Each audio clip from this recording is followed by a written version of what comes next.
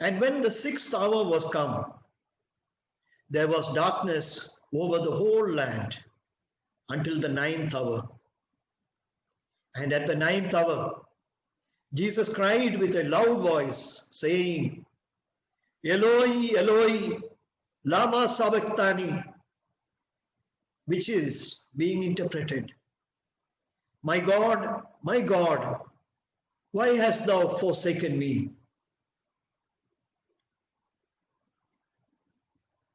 When we were meditating on the portion yesterday, which was preceding these verses, we saw that Jesus was crucified in the third hour. And since in those days, the hours of the day were reckoned from the time of sunrise, and the sunrise would have been nearly at 6 a.m. in the morning. Jesus was crucified in the third hour, which means that he was crucified at 9 a.m. by our time. And here we are reading that he hung on the cross till the ninth hour. That means he hung on the cross for 6 hours, beloved brothers and sisters in Christ. He was there on the cross for half a day. From the third hour till the ninth hour, we can imagine the amount of sufferings that he had undergone, not only in his body, as he was being drained of his blood drop by drop, and the pain of the nails on his hands and on his feet, that would have been unbearable. To breathe, he would have to take in the breath through his lungs, and that would have put a weight on his hands and on his feet, so that the pain would have been excruciating for each and every breath that he was taking. And this process continued for 6 whole hours, beloved brothers and sisters. This is not a small suffering which our Savior suffered on the cross. He suffered physically. He suffered insults to his person. There is no one as honorable as God. There is no one who is more deserving of praise and honor and glory as our God. And it was he who suffered so many injuries to his honor by the people who mocked him as he hung dying on the cross. They challenged his power, and he knew that he could very well have answered their challenge, but then the purpose of God for sending Jesus into this world would not be accomplished, because it is only through suffering and dying on the cross that he was able to win victory over death. The death that is holding us in its power was conquered by Jesus when he died on the cross. And he had to go through suffering and death so that he could deliver us from suffering. He could deliver us from the curse of death which had come upon us. Here it is written that there was darkness for 3 hours over the whole land, from the 6th hour until the 9th hour. Why was there darkness? I do believe that God our Father, he could not look upon his son, the amount of suffering that his son was undergoing. And he covered the land with his hand. In the same way that when Moses wanted to see God, God told him, God the Father said, that no one can see my face and live. But I will do one thing. I will provide you a place in a cleft of a rock, and you may go into that cleft. I will cover that cleft with my hand as I pass before you, so that you will not see my face. And when I have passed, I will remove my hand so that you can see my back, so that your desire to see me will be fulfilled, but at the same time you will not die because you will see my back. Beloved brothers and sisters in Christ, God covered the cleft of the rock. That is where Jesus was nailed. Because it is only through Jesus that we can see the face of the Father. He covered that place. And as he passed by, the desire of man to see God was fulfilled. Even though it was God hanging on the cross in torment, in suffering, yet man was allowed the privilege of seeing the face of God. It was a face which was covered with blood, the blood which was flowing from the crown of thorns that had been put on his head. Yet still man was allowed the privilege of seeing God in the face of Jesus Christ. There was darkness over the whole land for 3 hours. Supernatural things happened.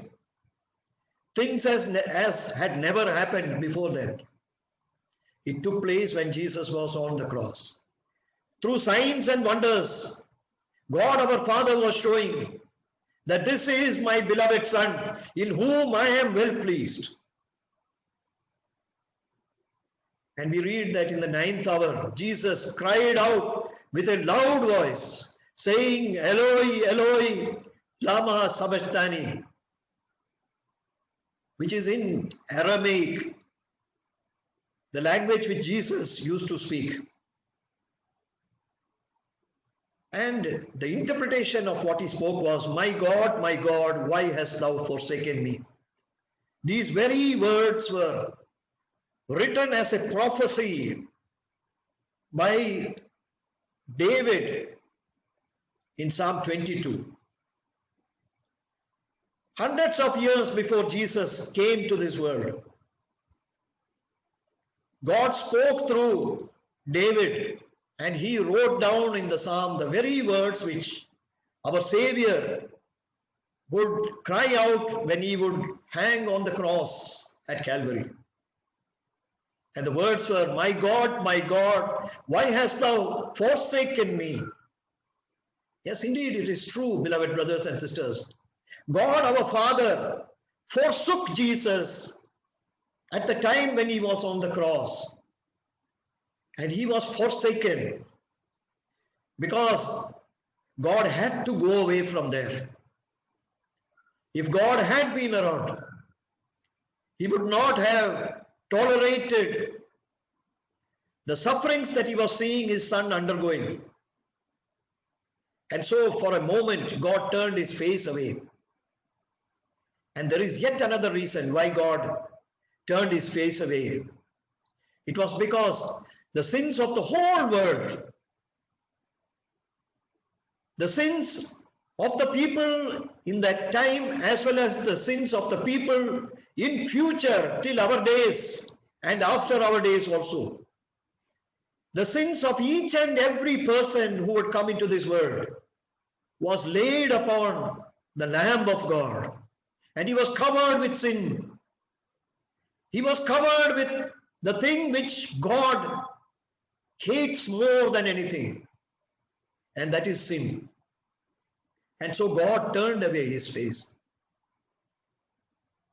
Beloved brothers and sisters in Christ, this was the final suffering which our Savior underwent, and this was more excruciating to him than the physical pain and then the glory that he had lost when he was hanging on the cross.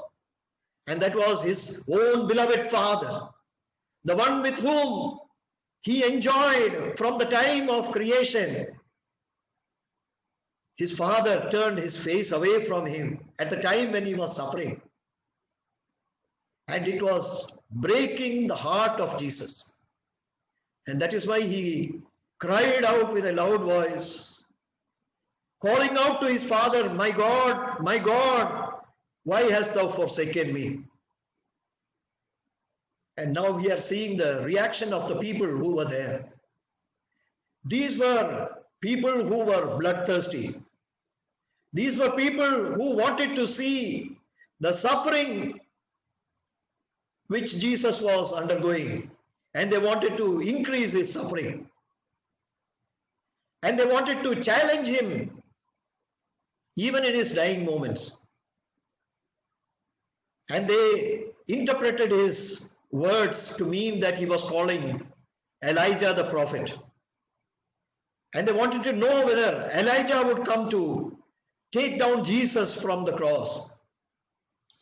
This was one way in which they denied that Jesus was indeed the Son of God. And if God the Father had been so willing, he himself would have come to take down his Son from the cross, but they would not accept that. They thought that one of the greatest prophets whom they knew, Elijah, would come down to take Jesus from the cross, as though Elijah had more power than Jesus. And here we are finding that one person ran and filled a sponge with vinegar and put it on a reed and gave him to drink. When we read the other Gospels, we come to know that Jesus, he said, I thirst. This one who ran and gave vinegar to Jesus was answering to the request of Jesus that he was thirsting for water. And instead of water, he was given vinegar to drink. Verse 37. And Jesus cried with a loud voice and gave up the ghost. Beloved brothers and sisters in Christ, the final cry which our Lord made was a loud voice. And here it is written that he gave up the ghost. There was no one who could take the life out of Jesus. He himself gave up his life. He himself gave up the ghost, it is written. And that is why it can be truly said that Jesus willingly laid down his own life for us on the cross at Calvary. And he cried with a loud voice so that it could be known in that whole land that the mission of Jesus was accomplished, that it was finished, that his duty that he had come to complete in this earth had been completed successfully. And having done that, he gave up his life on the cross. And then what we read shows us what God the Father did for us. Verse 38. And the veil of the temple was rent in twain from the top to the bottom. Till that time, the people could enter into the Holy of Holies only through that curtain And that too, only one person could enter, only once in a year. And that too with the blood of a lamb or a bull. And it was only the high priest who could enter in. But here we are reading that the veil of separation, which was put between God, where the tabernacle, the ark of the testament was standing, and from the holy place where the other people could come, the veil of separation, it was torn from the top to the bottom, because it was signifying that God himself, he tore that curtain from the top where people could not reach, and he tore it all the way down to show that now we could have access to the throne of mercy.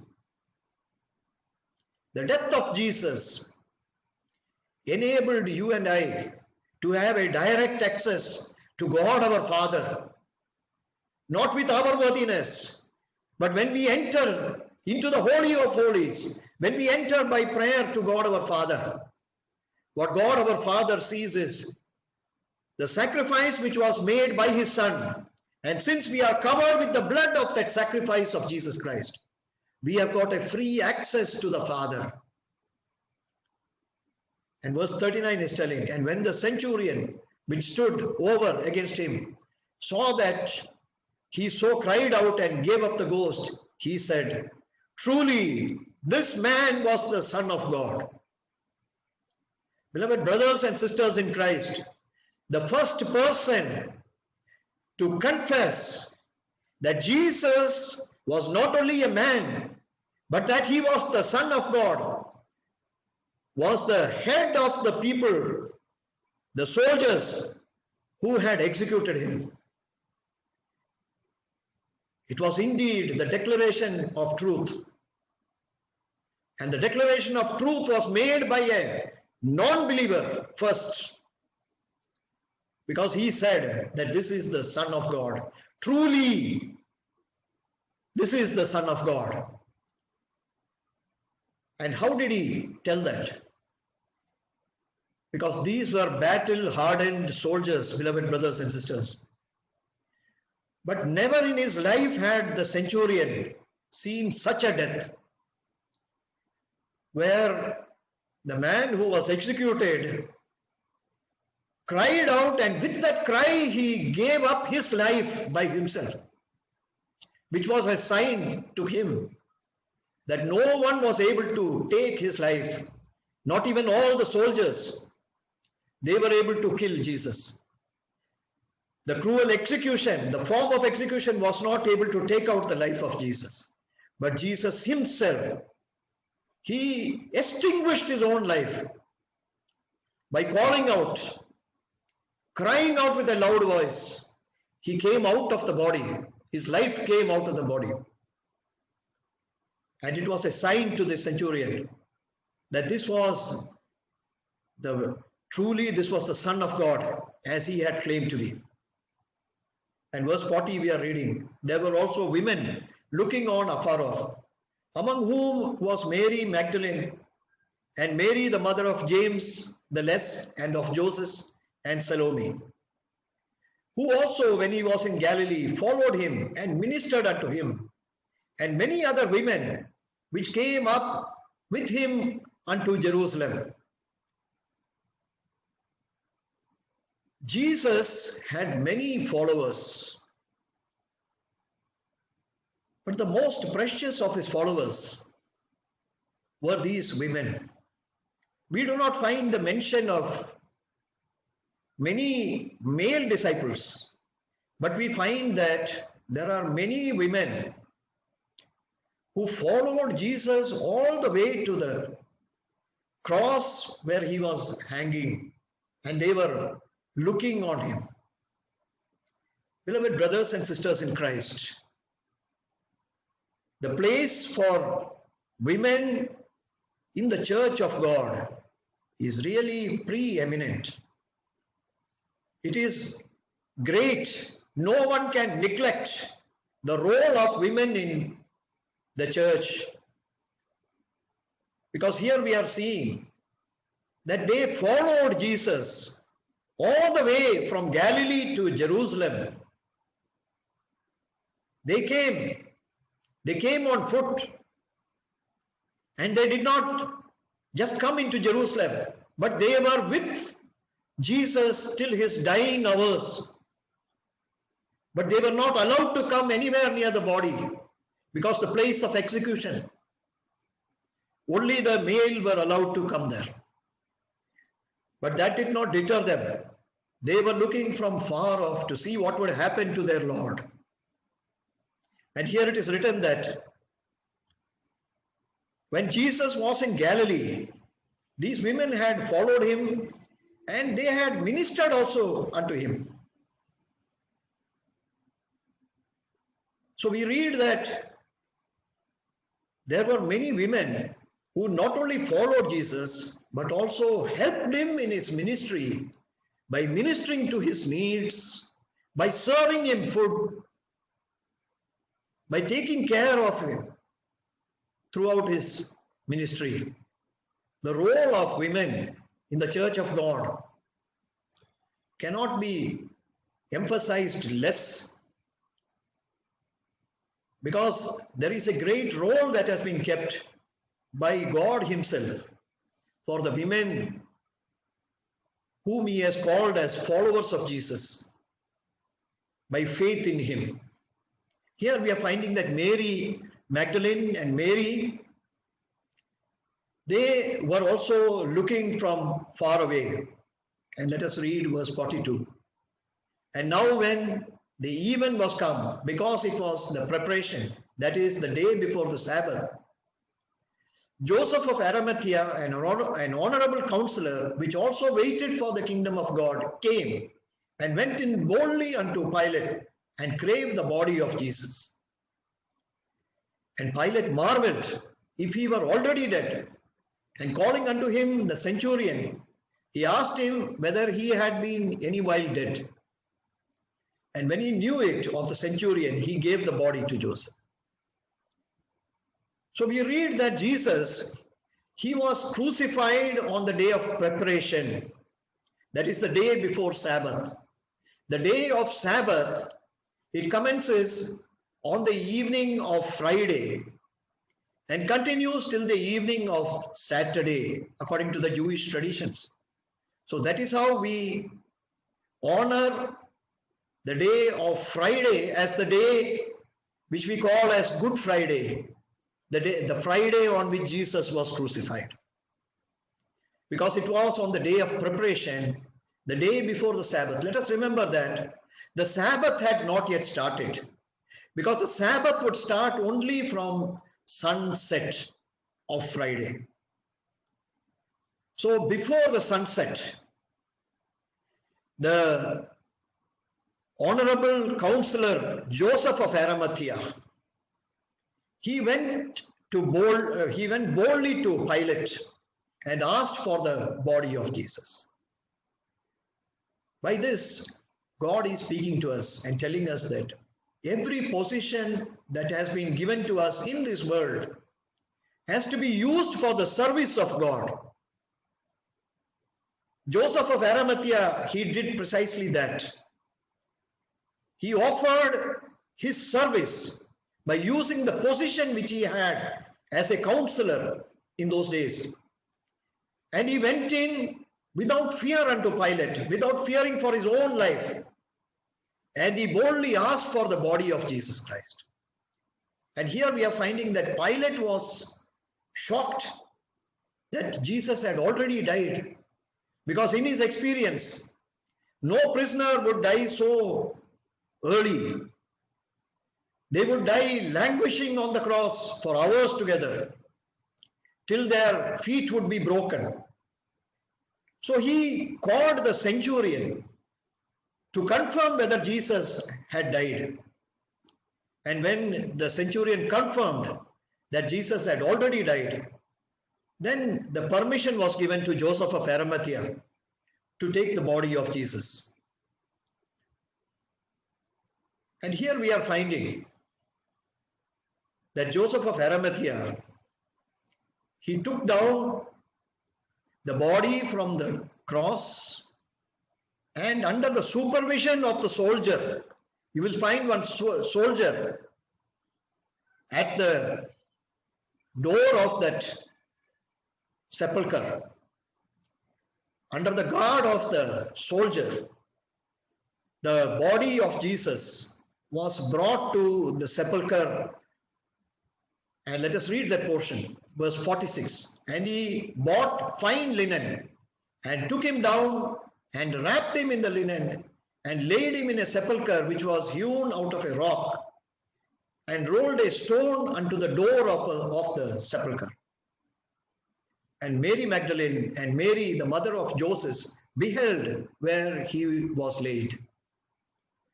So Joseph of Arimathea, he bought fine linen. Beloved brothers and sisters in Christ, the money which God gives to us, the financial benefits which God gives to us, should be used for his service. And here there was no better service that could be given by Joseph of Arimathea than by purchasing fine linen for wrapping the body of our beloved Savior. And he bought the fine linen. He brought down the cross, from the cross he brought down the body of Jesus Christ, wrapped him in the linen, and here he brought him to his own sepulchre, as we make out from the other Gospels. This sepulchre had been bought by Joseph of Arimathea for laying his own body, but he gave it as an offering for laying the body of our Savior Jesus. Everything, every investment that we make in the financial things of this world, let it be done for the will of God. Let it be done to please our God and to satisfy the purpose for which God has given us the wealth and the investment. Here, Joseph of Arimathea, even though there was no body ever laid in that sepulchre, as we read from the other Gospels, Joseph of Arimathea used this sepulchre for laying the body of Jesus. And here it is written that there was a stone which was laid unto the door of the sepulchre. Many a times we think that it is only that the sepulchre was covered only with a rock. Here the word of God is clearly telling that there was a door. It would have been a wooden door, and a stone had been laid to the door of the sepulchre to prevent anyone from tampering with the body of Jesus Christ. And we read in the other Gospels that the sepulchre was also sealed with the Roman seal, because the Pharisees and the Sadducees and the scribes, they made a complaint before Pilate that he should be kept under guard, that the body of Jesus should be kept under guard, because the apostles may come and steal the body and then claim that Jesus had resurrected. So there is no greater proof, because the Pharisees and the Sadducees, the Jewish leaders themselves, they provided a convincing evidence for us by asking for a guard to be placed on the tomb, so that today we can be sure that when Jesus died, his body was placed in the tomb. There was a door, and it was sealed, and there was a rock also kept on top to prevent anyone from coming and stealing the body of Jesus. And here in the 47th verse, we read that Mary Magdalene and Mary, the mother of Joseph, beheld where he was laid. It was two women.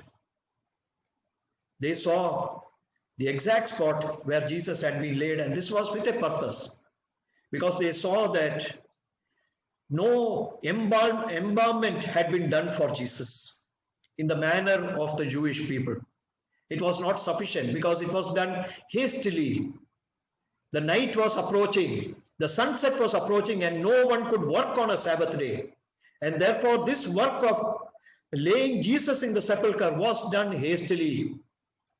There was only a minimum embalmment done for Jesus. And that is why Mary Magdalene and Mary, they looked to see exactly where Jesus had been entombed, so that they could come back later and, if possible, get permission to get the body embalmed properly as per the custom of the Jews. Beloved brothers and sisters in Christ, Jesus died for you and for me, so that you and I, we could live in the kingdom where God has prepared a place for us. And the way to that kingdom is only through the sacrifice of Jesus Christ.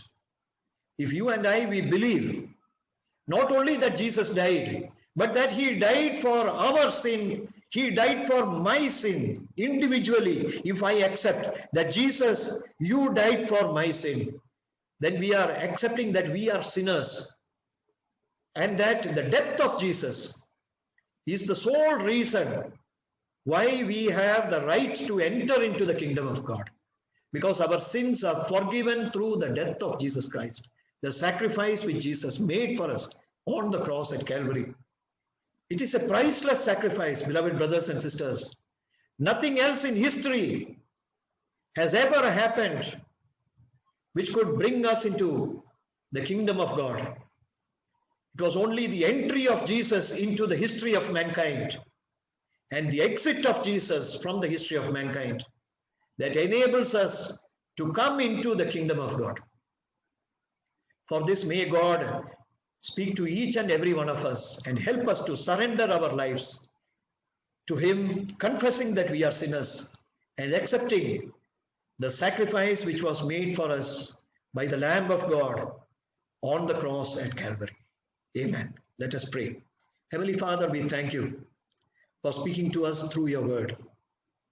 Thank you, Lord, for the priceless sacrifice which was made for us by Jesus, your Son. We thank you, Lord Jesus, for everything that you suffered, O Lord. O Lord, we agree, O Lord, that we are sinners in our thoughts, in our words, in what we have done, what we have failed to do. We have committed sins, O God. We thank you that you have made a way for us by which to come into everlasting life. O Jesus, truly you are worthy.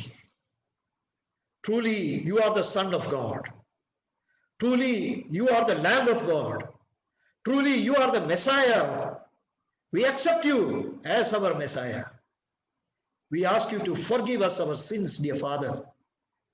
Look not on us, O Lord, but look on the completed works of your Son, Jesus Christ, and forgive us all our sins. Cleanse us from all our iniquity.